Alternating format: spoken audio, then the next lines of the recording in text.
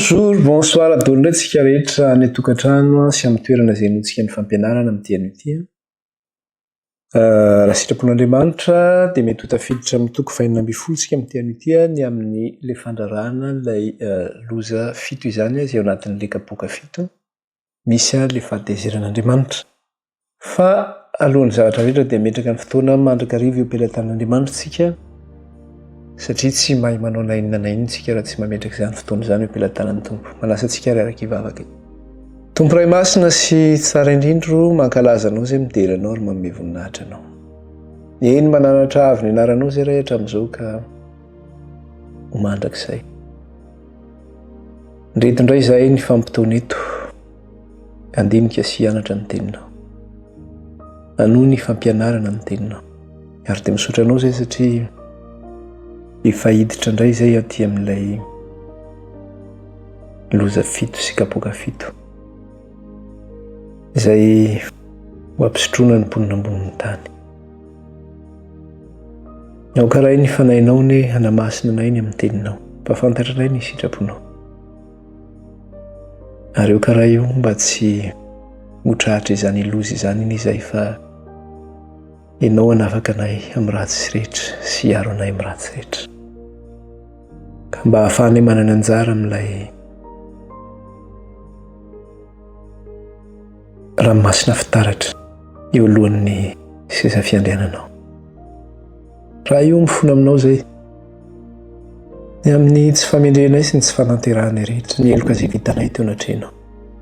Ka ninona raha io nataonay ka nahameloka anay teo anatrenao dia hifonanay aminao izany ka hangatanay famindram-po sy famelan-keloka. Mangataka aminao izay Kristy diovy amin'ny ranao izay ho afam-pahotana. Sasao amin'ny ranao izay ho afa-keloka. Ary eo kanely fanahy ny voninahitra ao ray no hitoetra ao anatinay. Hanamasina anay sy hitantana anay amin'ny marina rehetra. Avoka Jesosy ianao ihany koa novelona ao anatinay fa tsy izay tsy novelona. Ka arovy izay mifakam-panahy, arovy izay mifilan'ny nofo ny fanindriny. Ataovy anatinay ny tahotra sy ny ovitra fiainanao ray. Kiatsahanay sy tediavanay ny fahamarinanao mandrakariva. Dia raha sitraka ao ray miteny ity dia mitenena aminay indray ianao fa voninkaina izay mpanomponao. Amin'ny anaran'i Jesosy, aleloia. Amen.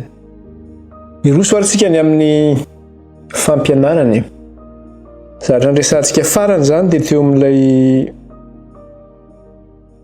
andinin'ny fahavalo. Vakitsika mihitsy manomboka amin'ny andinin'ny fahafito tsy maninona eo amin'ilay toko 5:10. Dia ahoana ozy izy andinin'ny fahafito sy ny fahavalo ary ny anankiray tamin'ny zava-manana ny efatra nanome ny anjely fito loha volamena fito feno ny fahatezeran'Andriamanitra izay velona mandrakizay. Ary ny tempolo dia feno setroka avy tamin'ny voninahitr'Andriamanitra sy ny heriny. Ka tsy nisy nahazo niditra teo amin'ny tempoly mandra-patateraky ny loza fito nentin'ny anjely fito. Izany hoe rehefa nomeny zava-manana efatra ny anjely fito izany ilay kapoka fito izay misy ny loza fito, tamin'ny fotoana io dia izao hoe feno setroka ny tempoly.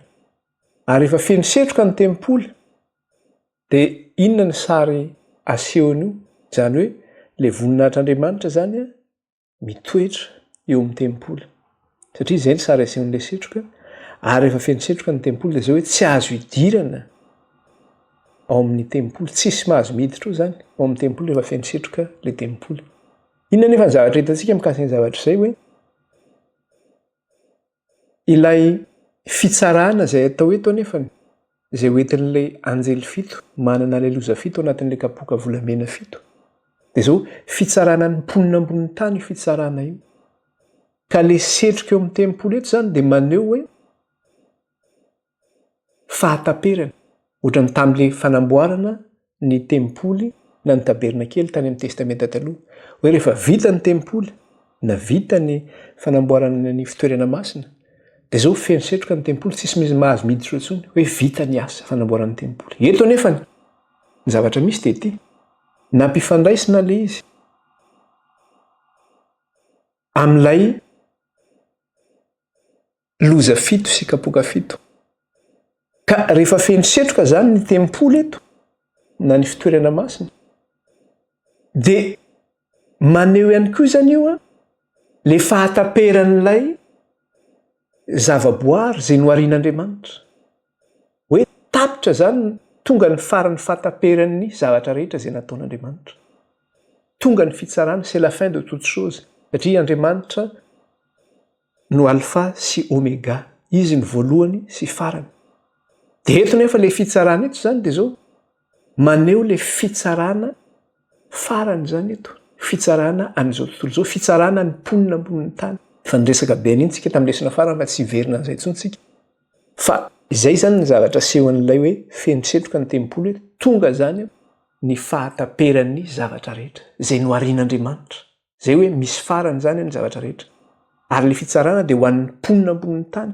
Satria ilay loza 7 anatin'ilay kapoaka 7 dia ampisotroana mponina ambonin'ny tany io, araraka mponina ambonin'ny tany io. Ka ilay fitsarana zany dia tsisy fanafany eo zany. Satria efa nivoaka zany ilay jugement, voaka ilay arrêté hoe alefa mponina ambonin'ny tany io, tsy voasakana intsony zany io fa arotsaka io zany.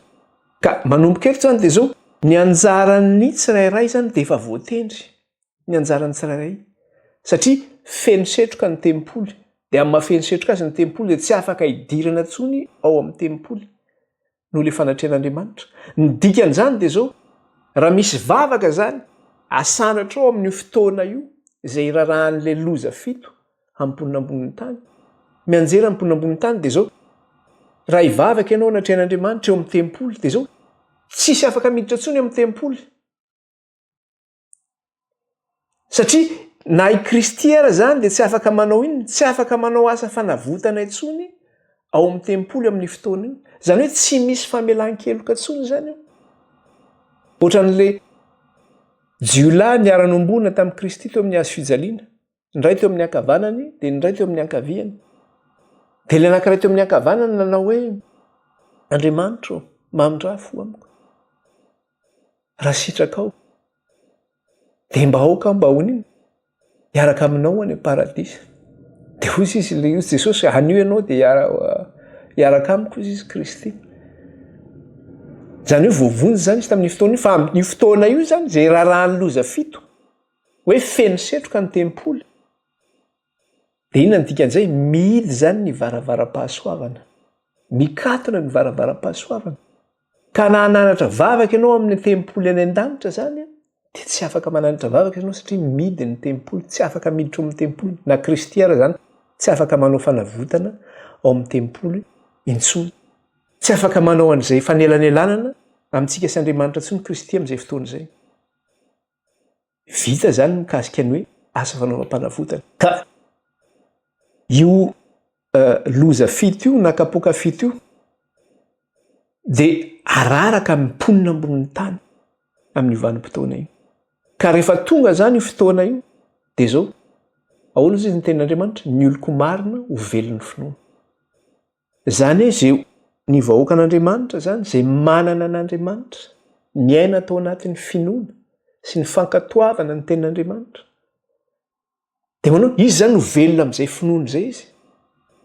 Satria fa manana ilay tombo-kasian'Andriamanitra izy. Fa ireo kosa zany izay manana ny marika ny Biblia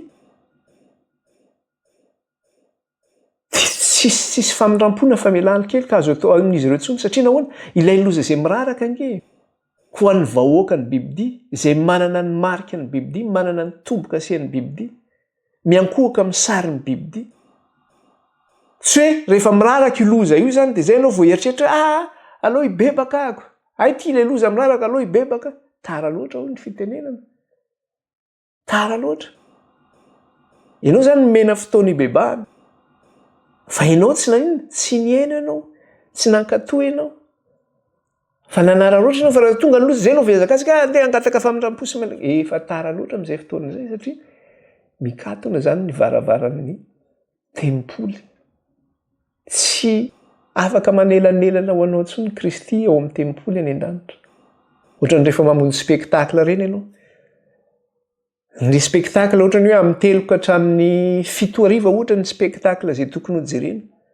Ianao amin'ny 7 vao tonga efa mikatona ny rideau. Nga ianao afaka miditra intsony. Nga afaka forsena dia io varavarana io pasoavana koa zany misy fepitaonany zany izy io. Misy fepitaonany zany izy io. Ka ny asa zany izay nataon'i Kristy ny amin'ny nanavotana antsika, ny rahan'i Kristy izay nalatsany ho fanadiovana ny fahotantsika dia amin'io fotoana io zany tsy afaka manadio intsony amin'izay fotoana zay tapitra eo zay satria misy fetrany zany le izy Andriamanitra tsy mamindra fo intsony fa misy farany ny zavatra rehetra ka zao zany zavatra torohevitra atsika zany izy ity recommandation izy ity manao hoe araka le teny français manao hoe ne remettez pas à demain ce que vous pouvez effectuer aujourd'hui zany hoe aza emitra rapitso zay zavatra azonao atao androany ka anio ny andro bebahana mbola misokatra ny varavara-pahasoavana amin'izao fotoana zao anjaranao zany no mandray an'izay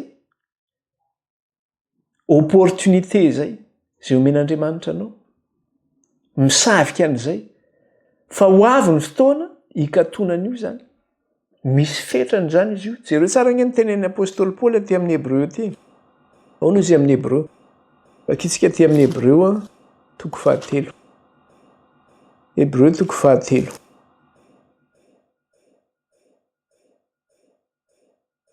dia zao nivaky ny teny amin'ny anaran'i Jesosy vakitsika eo amin'ny 5:5 eo amin'ny 5:5 dia zao nivaky ny teny amin'ny anaran'i Jesosy raha atao hoe anio raha ian'ny feony ianareo aza manamafy ny fonareo tahaka ny tamin'ny andro fahasosorana anio raha nian'ny feony ianareo aza manamafy ny fonareo tahaka ny tamin'ny andro fahasosorana ina moa le tamin'ny andro ny fahasosorana rehefa navoaka n'Andriamanitra ny zanak'Israely nivoaka avy tany Egypta hoentiny any amin'ny tany Kanana ny tany nampanantenaina dia zao hoe nandeha tenenefitra izy ireo tenenefitra nefa dia zao nimonomonina tamin'Andriamanitra nitodika tamin'Andriamanitra niambohan'Andriamanitra zany izy nandika ny lalàn'Andriamanitra sy tsipik'Andriamanitra ary nivokatry ny fahotana zay nataon'izy ireo na ny rébellion zay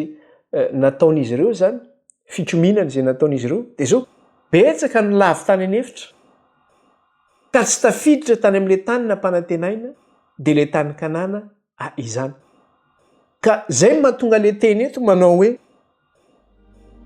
anio raha ian'ny feony ianareo aza manamafy ny fonareo tahaka ny tamin'ny andro fahasosorana anio zany tonga amintsika koa zany andro zany satria hiditra amin'le Kanana ny lanitra zany tsika le paradisan'Andriamanitra le lanitra vaovao sy tany vaovao zay omen'Andriamanitra ho an'ny vahoakany dia ozy izy anio raha mahay-ny feony ianareo aza manamafy ny fonareo anio ny androm-pamonjena aza manemitra izany ho an'ny ampitso dia eo amin'ny 9:7 mbola toy izany le izy ao no izy eo amin'ny 9:7 ka hitantsika fa tsy nahazo niditra izy ireo noho ny tsy finoany inona moa no nahatonga ny zareo lafo zany inona no nahatonga zareo tsy tafiditra tany amin'le Kanana nomen'Andriamanitra nampanantenaina azy ireo satria vokatry ny tsy finoana ho antsika zay manamafy fo zany tsy mety mino mandan'Andriamanitra io dia ho lavo koa tsika zany rehefa tsy ino lavo koa tsika rehefa tsy hiaino le antson'Andriamanitra ka mbola nomen'Andriamanitra n'izay tombotsoa zay zany tsika kehitriny zay opportunité zay hoe ahafahantsika mitsofoka zany amin'le Kananan'ny lanitra dia le lanitra vaovao sy tany vaovao ary amin'izao fotoana izao amin'izao andro an'io izao dia manina mbola misokatra io varavara-pahasoavana io mbola tsy mikatona io mbola tsy mikatona le tempoly any an-danitra mbola tsy fensetroka ny tempoly fa aza miandro efa miraraka io loza fito io anatin'ny kapoaka fito zay ianao vao lehibe baka fa kay marina ihany le zavatra voalaza ny tenin'Andriamanitra fa tsisy fanafany intsony amin'izay fotoana zay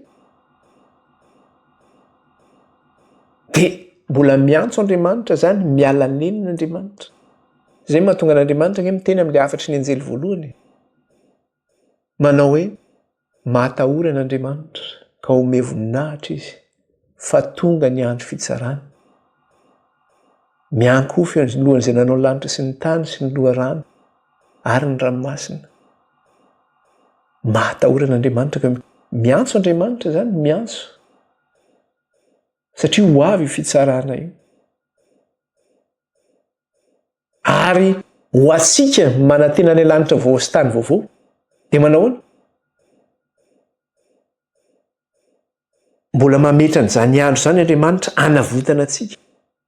Jereo ahoana izy amin'ny Hébreux 4:7 andininy 7 raha isika le andininy 7 ange. Dia ahoana izy? Fa raha vakitsika mihitsy manomboka amin'ny andininy 9 ary tsy maninona. Andininy 9 koa satria mbola hiditra eo ihany ny sasany. Ary izay nitoriana filazantsara tamin'ny voalohany dia tsy niditra noho ny tsy finoana. Dia mametra andro anankiray indray izy, na dia efa ela toy izany aza, milaza amin'ny Davida hoe anio, araka ny voalaza teo eo, anio raha ian'ny feony ianareo, aza manamafy ny fonareo. Eto zany izy manao fampitahana le kanana teto an-tany sy le kanana ny lanitra. Maro ny anjera tany anefitra vokatry ny tsy finoana. Dia Andriamanitra nefa mametraka andro indray anankiray ankehitriny.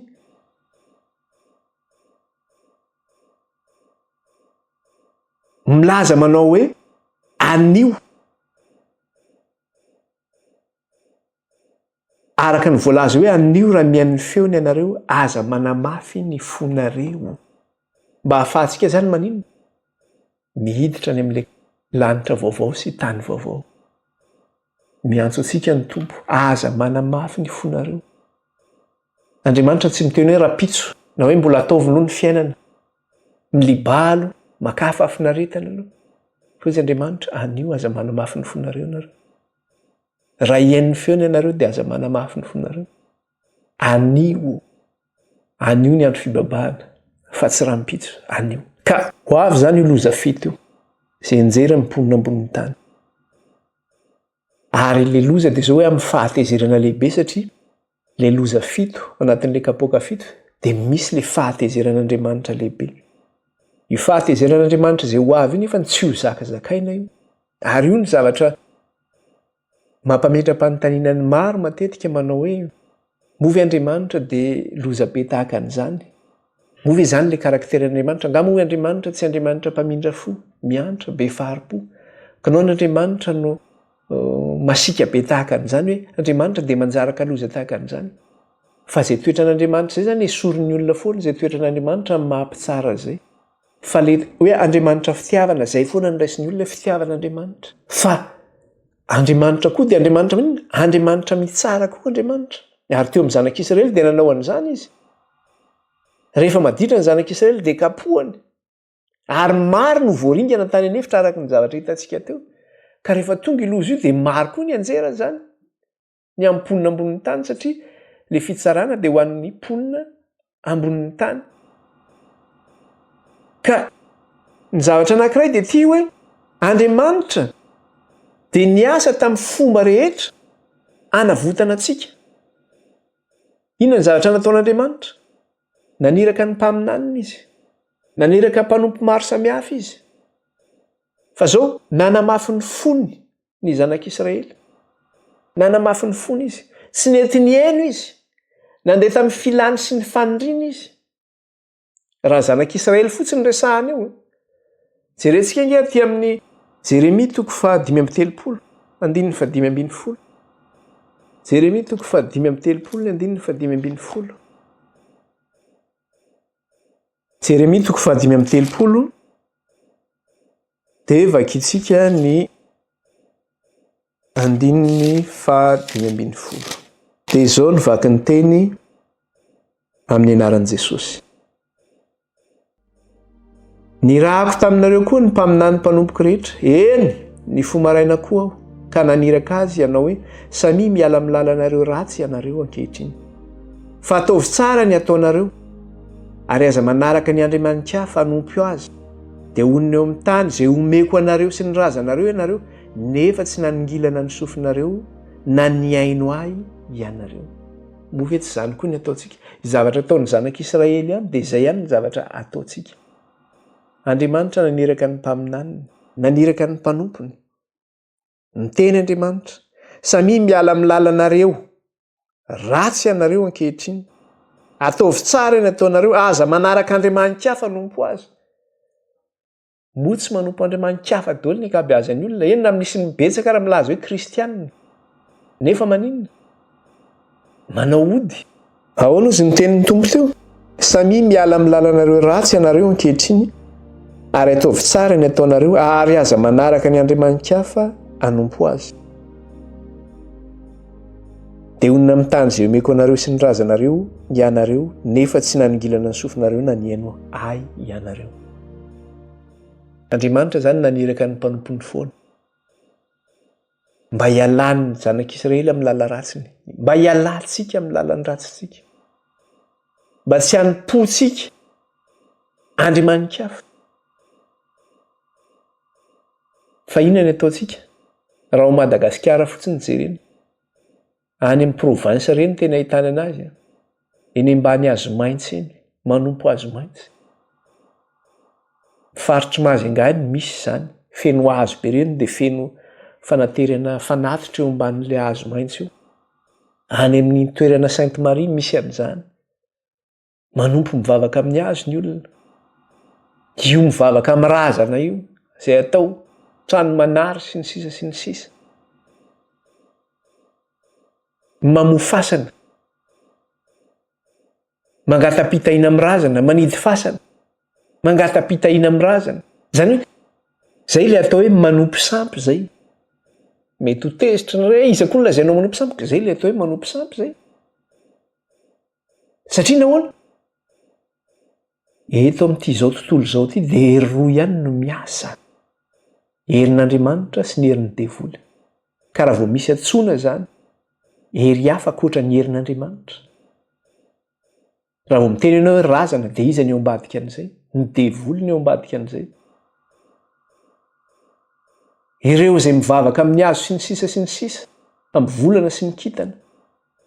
Devoly ny eo ambadika an'izay. Efa niresahantsika teto mikasika an'iny amin'ny Korintianina voalohany 9. Fa niresahantsika mikasika an'izay fa tsy iverenantsika intsony.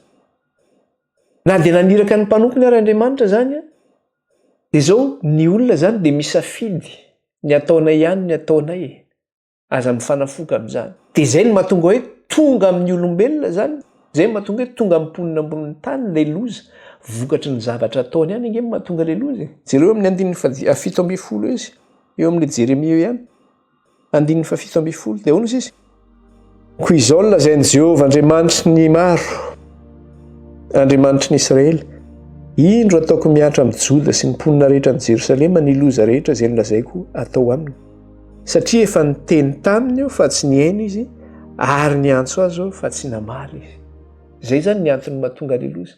Satria Andriamanitra miteny fa tsy mihaino izy.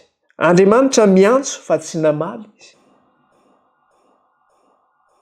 Ataon'ny olona fahadalàna ange ho antson'Andriamanitra isan'andro io. Miantso antsika izy hibebaka. Averiko foana ilay hafatry ny anjely voalohany manao hoe matahorana ka ome voninahitra izy fa tonga ny andro fitsarana, mianko-ofy eo alohan'izay nanao ny lanitra sy ny tany sy ny loharano ary ny ranomasina. Fa tsy mety ny olona. Tsy mety miankohoka amin'Andriamanitra izy fa manompo mivavaka amin'ny razana, mivavaka amin'ny sampy. Tsy mety mihaino izy na manaraka fa mandeha amin'ny filany sy ny fanindrina izy, amin'ny fiainana ara-nofo sy ny filana ara-nofo maro samihafa. Dia rehefa avy eo tonga ilay loza. Dia rehefa tonga ilay loza, dia ianao ve tsy ho tratran'izany loza izany? Raha Andriamanitra ary nahoana tsy nieparne ny zanak'Israely, hoe tsy nanafaka ny zanak'Israely tamin'izany fa hoe rehefa naditra ny zanak'Israely ka nanohatra ny sitrapon'Andriamanitra, dia izao nokapohan'Andriamanitra izy, naringan'Andriamanitra izy tany anefitra.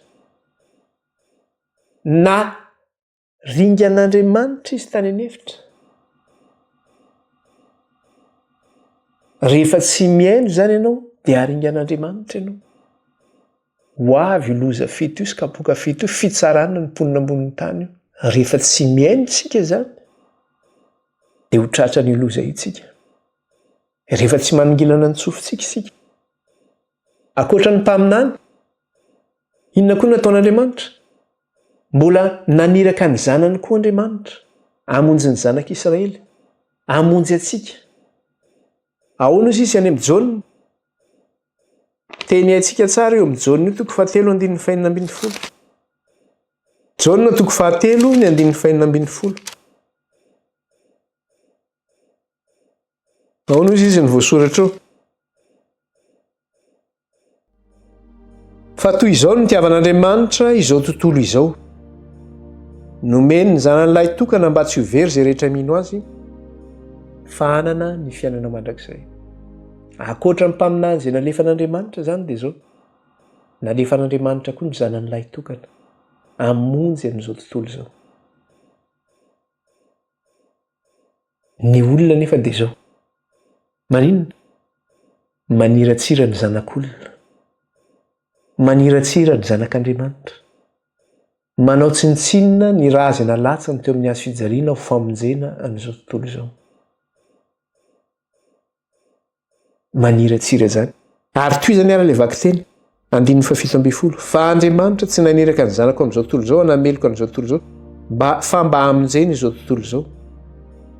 Dia toy izany, izay mino azy dia tsy hoelohina, fa izay tsy mino kosa dia efa voaheloka raha teo satria tsy nino ny anaran'ny zanak'ilay tokan'Andriamanitra izy. Ary izao ny fanamelohana, fa tonga amin'izao tontolo izao ny mazava, nefa aleon'ny olona maizina tsy izay mazava satria ratsy ny asany. Izao ny fanamelohana hozy izy. Tonga amin'izao tontolo izao ny mazava, kanefa naleon'ny olona ny maizina satria nahoana? Ratsy ny asany, dia tsy mety manaraka ny mazava izy. Dia safidy izany ianao ihany nge izany misotro fanamelohana ao anao e. Ka io kapoaka volamena io dia izao misotro fanamelohana izany ianao amin'io. Ianao no ny safidy an'izay. Dia izay ny anton'ity bokin'ny Apokalipsy ity. Mbola nalefan'ny Kristy io bokin'ny Apokalipsy io satria fanambaran'i Jesosy Kristy bokin'ny Apokalipsy.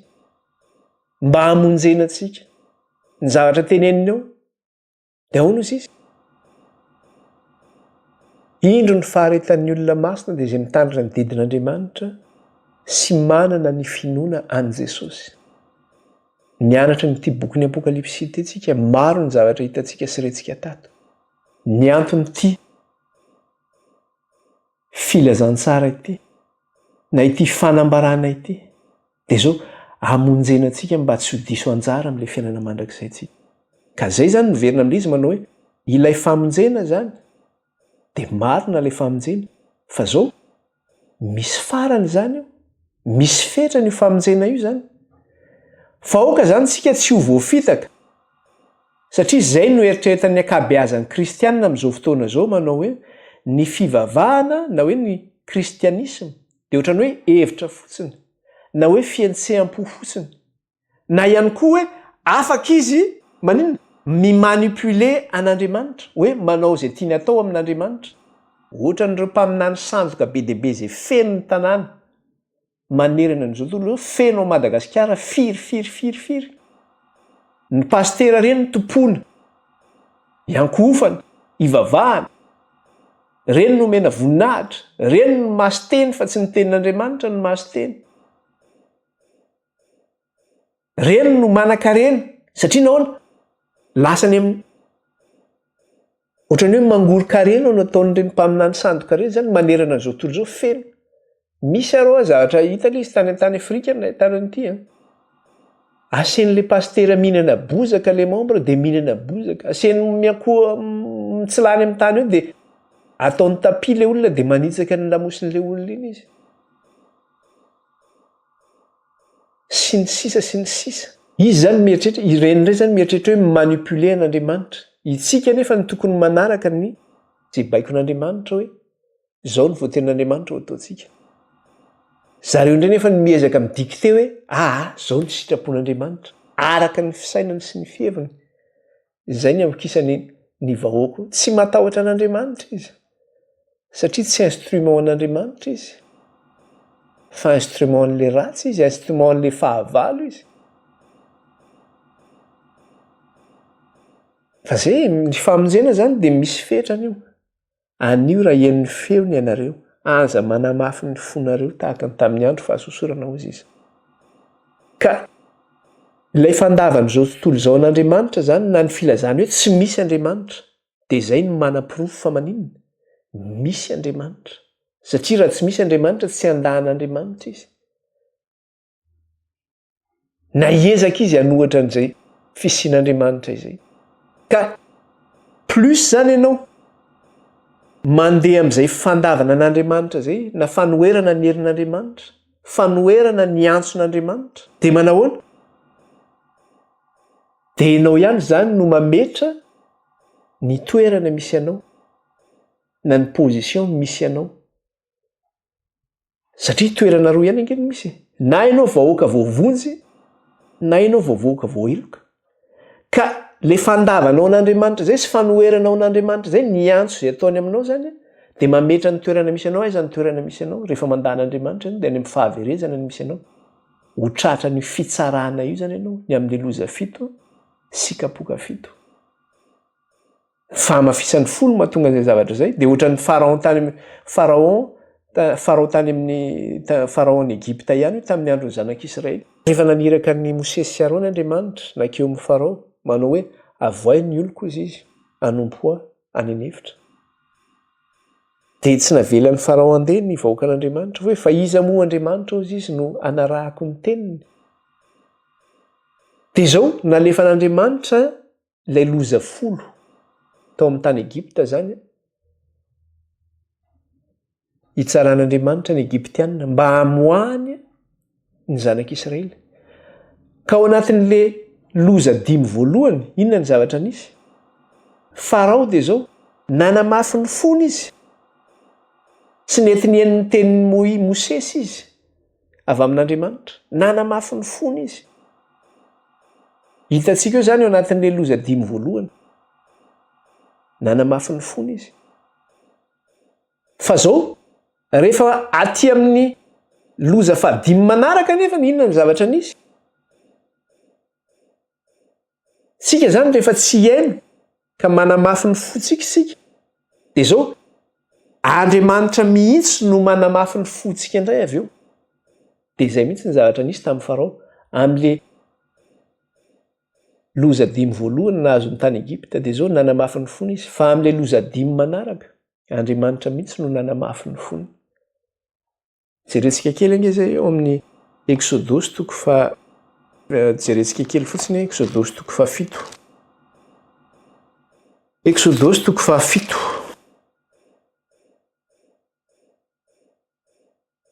Exodosy 7 eo ny fanombohan'ilay loza 10 teo amin'ny tany Egypta. Dia raha raisitsika ilay izy eo amin'ny Exodosy 7 dia ahoana ozy izy? Ny loza voalohany zany no resahany eto ny amin'ilay hoe nivadika rano teo amin'ny tany Egypta. Dia inona zavatra nisy? Raha vakitsika eo amin'ny 2:20 io mikasika ny loza voalohany io 7:220 dia inona zavatra niteneniny eo?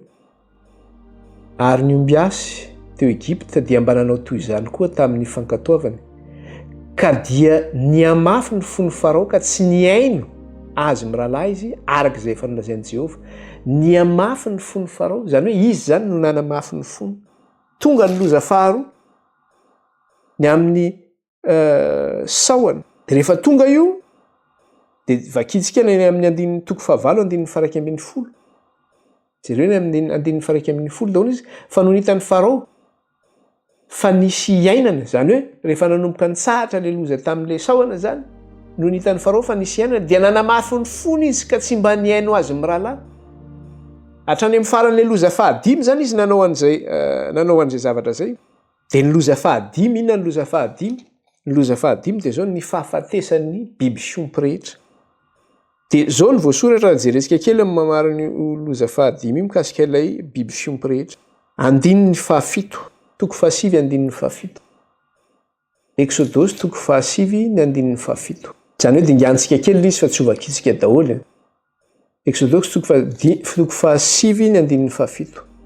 Dia naniraka farao ka indro tsy mba nisy maty ny bibiny zanak'Israely na dia iray akory aza. Nefa niamafy ny fony farao ka tsy nandefa ny olona izy. Niamafy foana ny fony zany satria nanamafy ny fony izy tsy niaino le tenin'Andriamanitra mihitsy nanamafy ny fony. Fa manomboka kosa amin'izay eo amin'le loza 9 eo amin'le hoe ny vai tonga ny vai. Dia inona izay zavatra nisy? Andriamanitra mihitsy no nanamafy ny fony farao. eo amin'ny 120 izy miteny an'izay, toko 7 ny 120. Nefa Jehova dia nanamafy ny fony Farao ka tsy nihainao azy mirahalahy izy dia arak'izay efa nolazain'i Jehova tamin'i Mosesy. Dia io hatramin'ny loza 10 io fa rehefa mijery isika aty amin'ny loza 10, dia inona zavatra misy aty amin'ilay loza 10? Ilay amin'ny fahafatesan'ny lamatoan'i Egypta, eo amin'ny toko 110 dia ny 7. 110, toko 110 ny 110. Dia ahoana ozy izy? Ary Mosesy sy Arona nanao ireo fahagagana rehetra ireo teo amin'ny Farao. Nefa Jehova nanamafy ny fony Farao ka tsy nandefa ny zanak'Israely hiala tamin'ny taniny izy. Jehova mihitsy no nanamafy ny fon'ny Farao.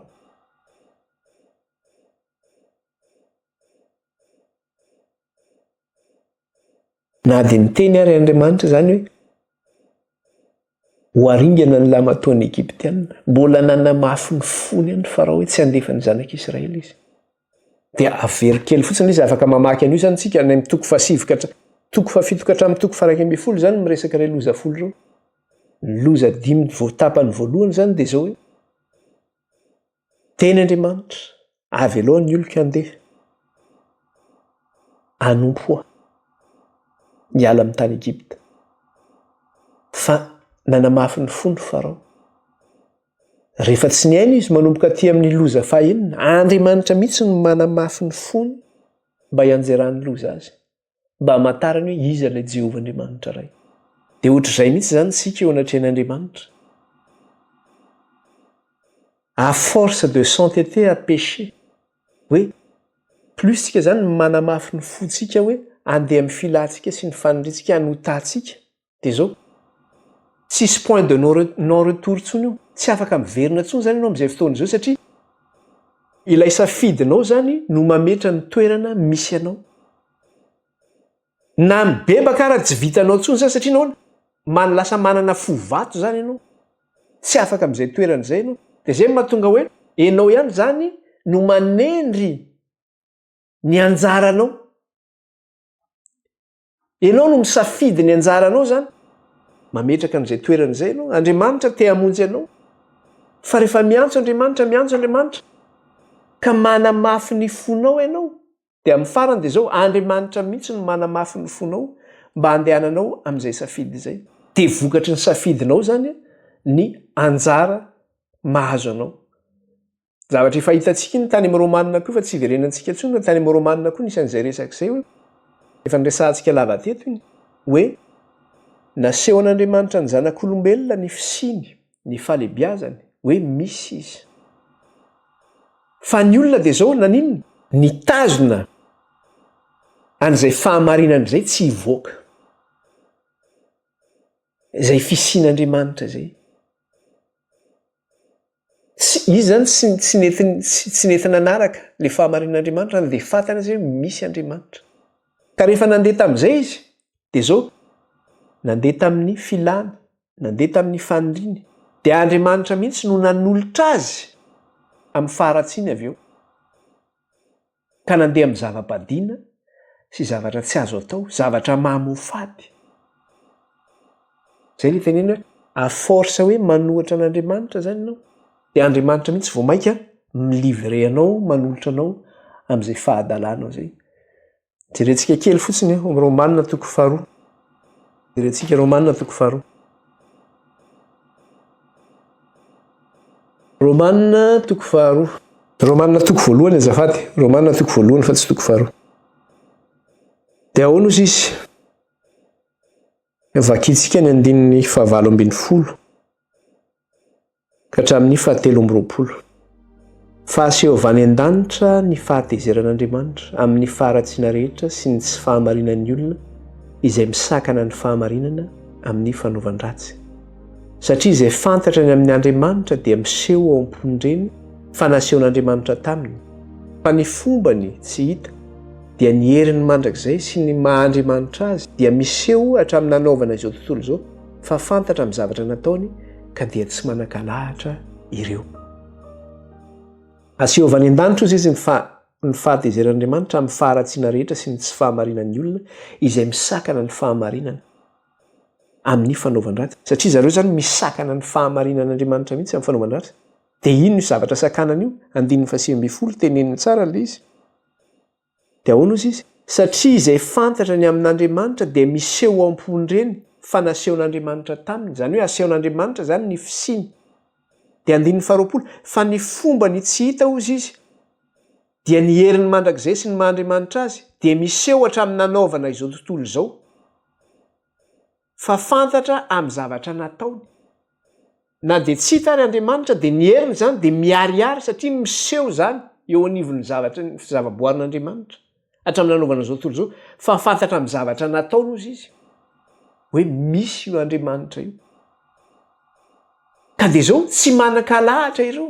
Tsy afaka hiteny izy tsy misy zany Andriamanitra zany satria Andriamanitra zany nampiseho ny fisiny ka tsy afaka hiteny mihitsy izy tsisy zany.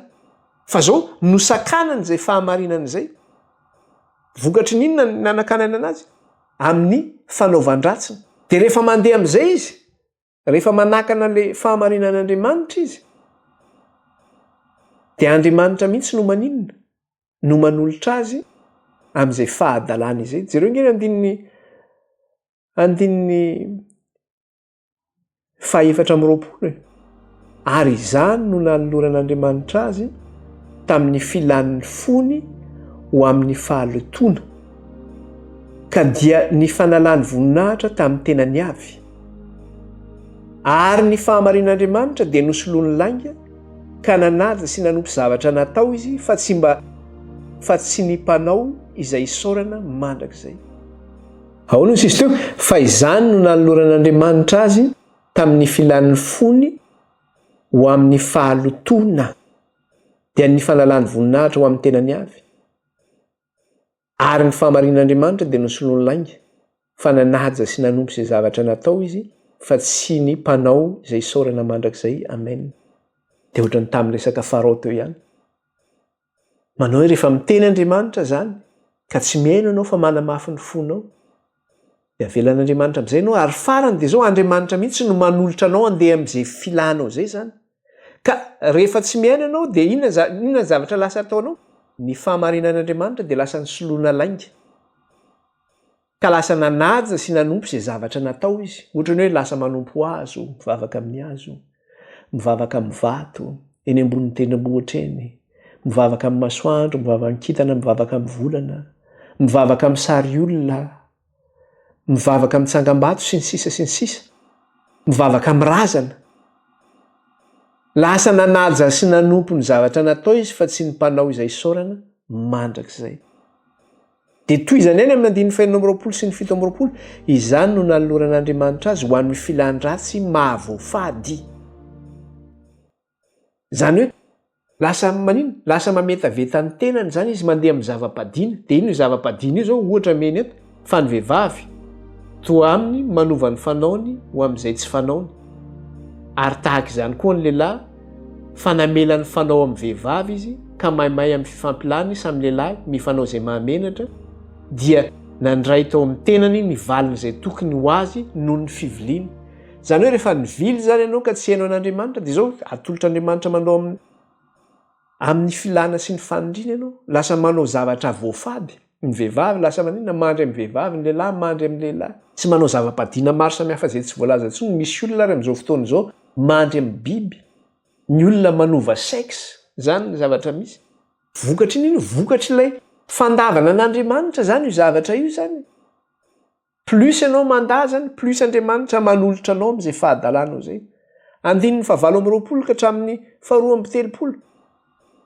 Ary araky ny nanaovany ny fahalalana marin'Andriamanitra ho tsy mendrika ho tanany. Zany hoe tsy mila tazomina satria io le hoe manakana le fahamarinan'Andriamanitra zany. Na dia fantany aza le izy. Dia izao ary araky ny nanaovany ny fahalalana marin'Andriamanitra ho tsy mendrika ho tanany, dia araky izany koa no nanoloran'Andriamanitra azy ho amin'ny fisainana tsy mahamendrika hanao izay zavatra tsy tokony hatao. Dia feno ny tsy fahamarinana rehetra, ny faratsiana, ny fieremana, ny lolo-po, feno ny fialonana, vonolona, fifandirana, fitaka, otro-po, bibitsibitsika, mpanendrikendrika, halan'Andriamanitra, mpampahory, mpiavinavina, mpandoka-tena, mpamorotsan-dratsy, tsy manora isy ireny, tsy manam-pahalalana, tsy mitana fanekena, tsy manam-pitiavana, tsy miantra, dia olona mahalala tsara ny fitsipika nomen'Andriamanitra fa izay manao izany zavatra izany no mendrika ho faty, nefa tsy manao izany any izy fa mankasitraka sy manao koa. Mahalala tsara ozy izy, olona mahalala tsara ny fitsipika nomen'Andriamanitra fa izay manao izany zavatra izany dia ho mendrika ho faty.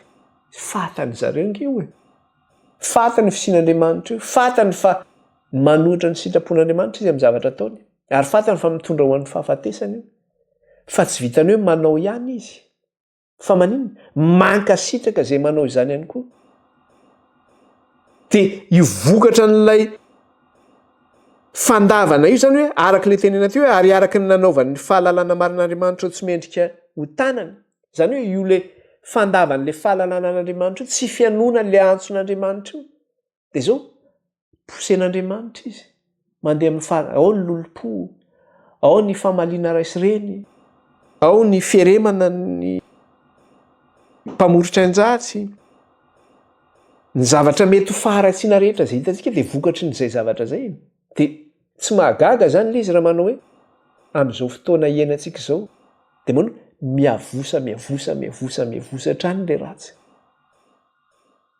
Vokatra ilay iny tsy fianonan'Andriamanitra, miantso Andriamanitra fa tsy miaino isika. Ka amin'ny andro farany zany dia zao ny anjaran'ny tsirairay dia voatendry amin'ny safidy izay ataony isan'andro miverimberina. Ny anjaran'ny tsirairay zany dia voatendry amin'ny safidy izay ataony tsirairay avy izay miverimberina isan'andro. Satria ianao manamafy ny fonao fa tsy mihaino dia ny ataonao foana. Izay no mahatonga azy milaza amin'ny Apokalipsy, jerentsika kely aty amin'ny 2:20 aty. Ahoana ozy izy? Apokalipsy 2:20 dia ny 1:20. Vokatra izay safidy ataontsika izay zany, satria araka ilay nitenenina teo manao hoe ianao ihany zany no manendry ny anjaranao. Ka rehefa tonga amin'izay zany ianao hoe averimberinao foana iny ka tsy mihaino ny feon'Andriamanitra ianao, dia zao maninona? Io ohatra n'ilay bitsiky ny fanahy hoe mibebay ianao ka rehefa lavinao matetika iny dia tsy henonao intsony zany ianao iny. Dia lasa mihaino anatin'ilay safidy ataonao ianao ny vokatry ny zavatra nataonao. Dia vokatra izay safidy ataonao miverimberina isan'andro izay dia izay ilay tenenina atao amin'ny Apokalipsy 2:20 manao hoe izay manao ny tsy marina aoka mbola hanao ny tsy marina ihany, izay maloto aoka mbola hialoto ihany izy, ary izay marina kosa aoka mbola hanao ny marina ihany izy, ary izay masina kosa aoka mbola hiamasina ihany izy. Ianao zany raha manao ny marina ianao ka mikatsaka amin'izay isan'andro ianao dia zao mitombo izay fahamarinanao izay isan'andro. Raha manao ny ratsy koa zany ianao kanefa ianao mipersiste ianao amin'izay faharatsiana ataonao izay dia mitombo koa izay faharatsiana izay ataonao izay. Araka ilay teneniny teo, izay manao ny tsy marina aoka mbola hanao ny tsy marina ihany, ary izay maloto aoka mbola hialoto ihany. Vao maika izy miavosa amin'izay faharatsiana izay zany, misentete amin'ny fahotana izy, manamafy ny atony sy ny fony izy. Amin'izay dia izay ihany no mametra ny anjarany izany. Dia rehefa tonga ary loza fito io miraraka amin'ny mponina ambony tany, hitantsika eo moa izy rehefa mirotsaka ilay loza fito zany, dia ny zavatra misy dia ity. Rehefa mianjera ilay loza dia mafy ilay loza, tsy ho zakazakaina. Dia rehefa tsy zakazakaina iny ilay loza, dia inona ny zavatra ataon'ilay olona? Izy tsy mbo hoe manenina amin'ny zavatra nataony, tena manenina amin'ny zavatra nataoko, fa inona indray ny ataony? Rehefa marary mijafajafa izy, ory izy amin'ilay loza, Andriamanitra indray mbola hopainy. Izay mahatonga ilay izy vao maika izy mandeha amin'ilay faharatsiana zany, fa tsy mbo hoe manenina amin'ny zavatra ataony azy. Apokalipsy 2:20 Apokalipsy 2:20 jerentsika kely zay. Dia ahoana ozy izy? Ary mainy ny hafanana be ny olona dia ny teny ratsy ny anaran'Andriamanitra izay manam-pahefana amin'ireny loza ireny izy, sady tsy nibebaka mba hanome voninahitra azy. Mainy ny hafanana be ny olona dia ny teny ratsy ny anaran'Andriamanitra. Vao maika zany izy ny teny ratsy anaran'Andriamanitra, ary tsy tonga saina amin'izany hoe hibebaka izany akory, satria fa tellement zany ilay faharatsiana efa ao anatiny. Dia manompa an'Andriamanitra indray aza no ataony. 1:40 eo kaiky eo ihany dia ny teny ratsy an'Andriamanitra ny lanitra izy noho ny fanaitainany sy ny vainy sady tsy nibebaka tamin'ny asany izy. Mbola mitohy ihany le izy any amin'ny 110 arakaraka le loza zany izy vao maika ame mafy le loza dia vao maika izy miteny ratsy an'Andriamanitra foana miteny ratsy an'Andriamanitra foana izy fa tsy mibebaka akory. 120 inona mbola teneneo ary nisy avandra vavetsy ny latsaka avy tany an-danitra ho amin'ny olona tokony lanja talenta iray avy ary miteny ratsy an'Andriamanitra ny olona noho ny loza avy tamin'ny avandra fa lehibe loatra izany loza izany. Vao maika izy manompa an'Andriamanitra no ataony. Zay nge mahatonga le teny averiko foana le izy manao hoe anio raha mahen'ny feony ianareo aza manamafy ny fonareo. Zany hoe anio ny andro fibebahana, anio ny andro mbola fisokafan'ny varavara-pahasoavana. Aza emotra raha-pitso izay azonao atao anio.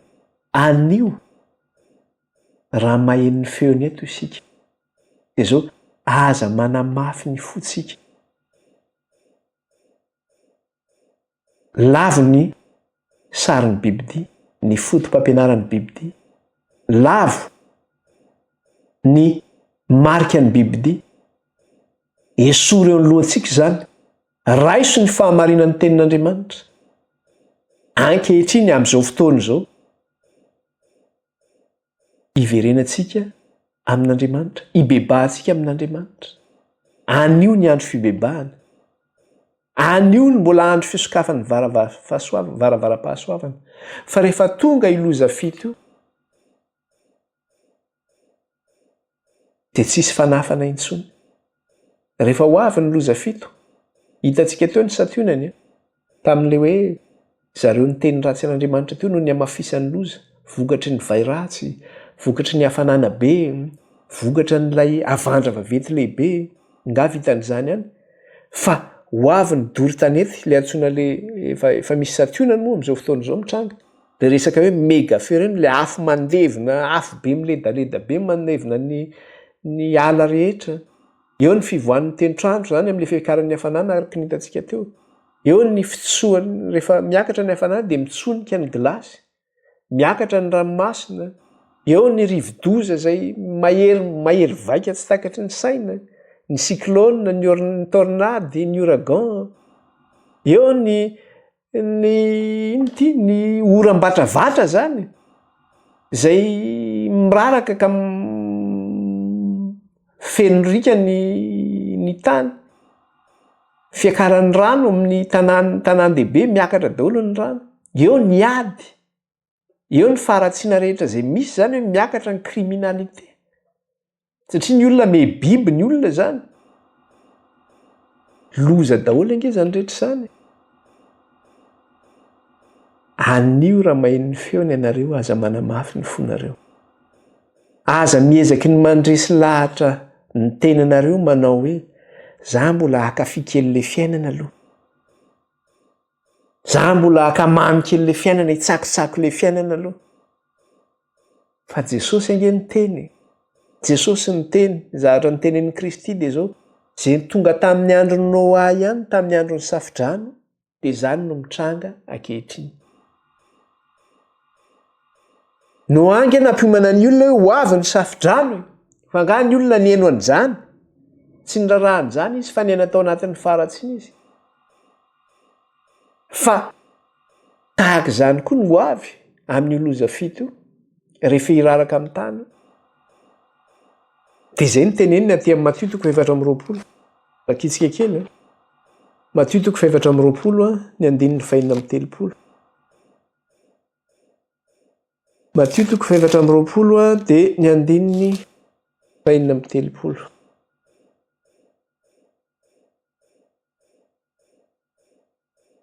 Vakitsika ny andininy 4:30 ka hatramin'ny 4:20.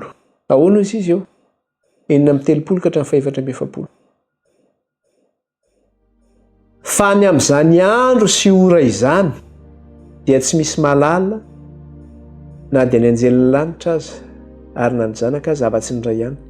Fa tahaka ny tamin'ny andro Noa dia ho tahaka izany koa ny fiavian'ny zanak'olona. Fa tahaka ny tamin'ny andro fony tsy mbola tonga ny safidrano ka ny hinana sy ny sotro ny olona ary napakabady sy namoaka ny ampakarina mandra-piavany ny andro izay nidiranao ato amin'ny samby fiara ary tsy fantany mandra-piavany safidrany izay nandringana ny olona rehetra dia ho tahaka izany ny fiavian'ny zanak'olona ary tsy fantany mandra-piavany safidrany izay nandringana ny olona rehetra dia ho tahaka izany ny fiavian'ny zanak'olona ary amin'izany isy roa lahy any an-tsaha ny anankiray ho raisina ny anankiray avela ary isy roa vavy manodidina ny fikisoam-bary ny anankiray ho raisina ny anankiray avela koa amin'izany miambena ianareo fa tsy fantatrareo izay andro hiavian'ny tomponareo nefa aoka ho fantatrareo izao raha fantatry ny tompotrano ny fiambenana amin'ny alina izay hiavian'ny mpangalatra dia ho niambina izy ka tsy namela ny tranony ho tamina koa miomana kosa ianareo fa amin'izay ora tsy ampozinareo ny havian'ny zanak'olona miomana ianareo fa amin'ny ora izay tsy ampozinareo ny havian'ny zanak'olona dia averiko ileo amin'ny 9:30 manao hoe ary tsy fantany mandra-piavany safidrano izay andringana ny olona rehetra dia ho tahaka izany ny fiavian'ny zanak'olona io loza io nge rehefa tonga io miraraka io rehefa midy ilay varavara-pahasoavana izany dia ho tampoka amin'ny olona io satria nandà foana izy tsy nihaino izy nataony tsinitsinina ny antson'Andriamanitra dia ho tonga tampoka amin'ny loza io ka aoka rehetsika tsy ho faty amin'izao toerana misy antsika ankehitriny izao hoe tsy manana an'Andriamanitra fa vita ny anjarantsika ka ny famintinana an'izay lesona nyresantsika zay zany amaranantsika ilay toko fa 5:10 famintinana an'izay dia zao hoe ny fotoana zany izay hikatonany ny tempoly dia mifandray zany io amin'ny fotoana izay irarahan'ny loza 7 izay ao anatin'ny kapoka 7 izany zay angamba mikasika ny lesona iny fa ho ajantsika eo amin'ny tean'ity dia amin'ny manaraka zany tsika dia hiditra amin'ny kapoka 7 zany tsika na manaraka hoe hijery an'ilay loza voalaza hoe inona daholo ireo loza izay araraka ilay anjely 7 ao anatin'ilay kapoka 7 dia hiditra amin'io zany tsika amin'ny lesona manaraka hiditra amin'ilay toko fa 9 izany voninahitra an'Andriamanitra hisaotra ny tompontsika. Tompo iray masina sy tsara indrindro mankalaza anao izay midery anao ary manome voninahitra anao. Eny mananitra avy ny anaranao izay ray hatramin'izao ka ho mandrakizay. Misaotra raha io raha afaka nianatra ny teninao sy nandinika izany izahay. Tsy tamin'ny herina fatanjahana fa tamin'ny herin'ny fanainao irery ihany. Aoka raha io tsy hanamafy ny fonay ny izahay fa hanaiky ny antsonao mba tsy ahazo anay izany loza 7 izany fa aoka mba hanana anjara izahay eo anatrehan'ilay ranomasina fitaratra. Iraina mandrakizay ny anaranao ray ny anaran'i Kristy. Amen. Dia manao velomantsika rehetra ny tenako ny anaran'i Jesosy Tompo. Baibai daholo tsika rehetra. Manaraka indray.